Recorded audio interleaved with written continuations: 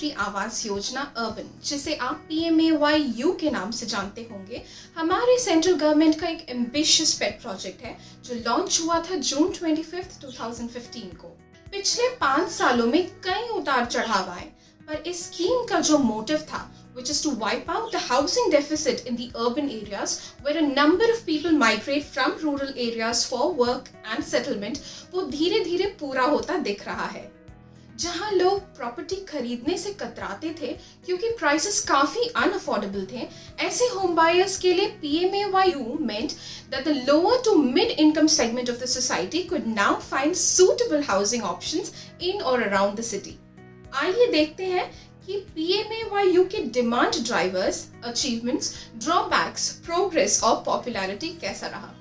PMAY के तहत government ने 2022 तक का इनिशियल टारगेट रखकर इंडिया के 4000 से भी ऊपर अर्बन एरियाज में इस स्कीम को लॉन्च किया था।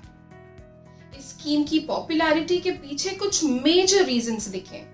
पहला, इंडिया के अर्बन एरियाज के demographics. This is truly young India, and by 2030, estimates suggest that the working population in India will grow by another 150 million. इसके साथ साथ न्यूक्लियर फैमिलीज के नंबर्स भी बढ़ रहे हैं, जिसके कारण PMAYU स्कीम के अंडर होम बायर्स की संख्या भी बढ़ रही है। इसके अलावा हम ये भी कह सकते हैं कि degree of urbanization in cities has also increased substantially. In 2015 ऐसे 59 सिटीज थे जहां पॉपुलेशन 1 मिलियन से भी ज्यादा थी। और तो और इंडियंस के इनकम लेवल्स बढ़ने के कारण भी हाउसिंग डिमांड पॉजिटिवली ग्रो हुआ दिख रहा है। आज होम फाइनेंसिंग भी पहले के मुकाबले काफी अफोर्डेबल है, इसलिए हम कह सकते हैं कि इन सारे रीजंस के कारण PMAY अर्बन स्कीम इंडिया के लिए सूटेबल है। Let's take a look at the components of PMAYU। पहला, जिसे हम इन सीटू स्लम रीडेवलपमेंट कहते हैं, it aims to provide well-built houses with basic facilities to eligible slum dwellers. It leverages land as a resource and the help of private participation redevelops slums. दूसरा है affordable housing through partnership. इसके तहत EWS यानी economically weaker sections को financial assistance मिलता है government के through, अगर वो पब्लिक या प्राइवेट असिस्टेंस से अपना यूनिट बनवा रहे हो। Central government assistance will be available if the project has more than 250 units, of which at least 35% is in the EWS, LIG or MIG category. Third component है beneficiary-led individual house construction और enhancement. इसमें financial assistance दी जाती है EWS के individuals को, जिसे वो नया घर बना सकते हैं या अपने एग्जिस्टिंग हाउस को इम्प्रूव कर सकते हैं, but under certain conditions. Fourth component is the credit linked subsidy scheme और CLSS. इसमें government provide subsidy to first time home buyers in the EWS and LIG category. Unit size and subsidy benefits for PMAYU. Let's take a look. Mid income groups दो प्रकार के consider किए गए हैं। पहला, वो जिनकी वार्षिक आय या एनुअल इनकम 6 से 12 लाख के बीच में है। ये 9 लाख तक का लोन ले सकते हैं, जिसपे इंटरेस्ट सब्सिडी 4% की होती है। मिड इनकम ग्रुप 1 वालों की यूनिट्स की साइज 120 स्क्वायर मीटर है। दूसरा, मिड इनकम ग्रुप नंबर 2, वो जिनका एनुअल इनकम 12 से 18 लाख तक का हो। ये 12 लाख तक का लोन ले सकते हैं, जिसमें सब्सिडी आपको 3% की मिलेगी। MIG ग्रुप 2 के under unit sizes 150 square metre होती है। अगर आप एग्जैक्ट सब्सिडी कैलकुलेट करना चाहते हैं तो आपको ministry of housing and urban affairs के वेबसाइट पर जाकर सब्सिडी कैलकुलेटर को यूज करना होगा। अब देखते हैं PMAY के कुछ मेजर हाइलाइट्स। PMAY अर्बन ने काफी एक्सपेरिमेंट्स एंड डेवलपमेंट्स को एनकरेज किया है। Technology, community activities, launch of PMAY mobile app, online portal and housing festival और most recently affordable rental housing complexes, जो कि माइग्रेंट्स और अर्बन पुअर के लिए अफोर्डेबल रेंटल प्रोवाइड करेगा। ये सभी PMAYU के मेजर हाइलाइट्स रहे हैं।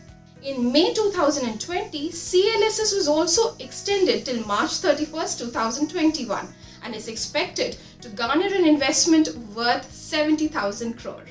इसके बावजूद There are major hindrances affecting PMAY.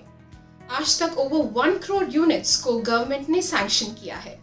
इसमें से 40 लाख कंप्लीटेड यूनिट्स हैं और 70 lakh various stages of construction में है। सेंट्रल गवर्नमेंट से जो असिस्टेंस मिलनी है उसका अमाउंट है 1.75 lakh crore, out of which 82 has already been released by December 2020।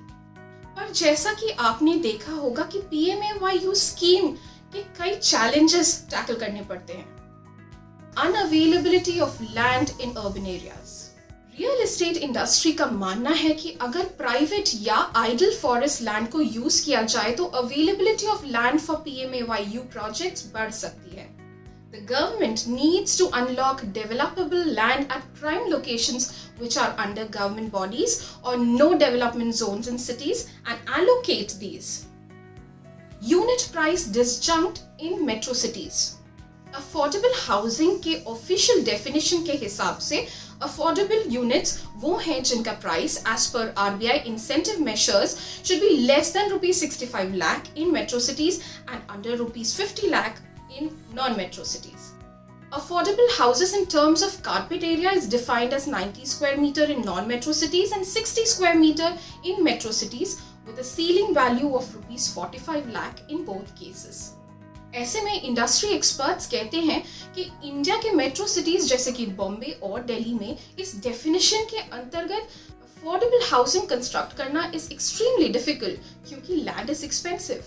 That's why private developers का interest कुछ lukewarm सा है। Increasing cost of raw materials को देखते हुए government can prepare a set of guidelines regarding the use of low-cost technology, construction methods and raw materials. This can be tower cranes, aluminium formwork, precast and prefab material, fly ash and reusable materials to help developers implement these techniques in their projects. Operational challenges कई हैं जिससे it becomes difficult for financial institutions to provide the benefits to those with poor or no credit history, irregular and informal income sources. ऐसे में process needs streamlining. For a start, the government should implement an online single window approval system across the country and a city-wise database for EWS LIG beneficiaries should be created to identify the right beneficiaries.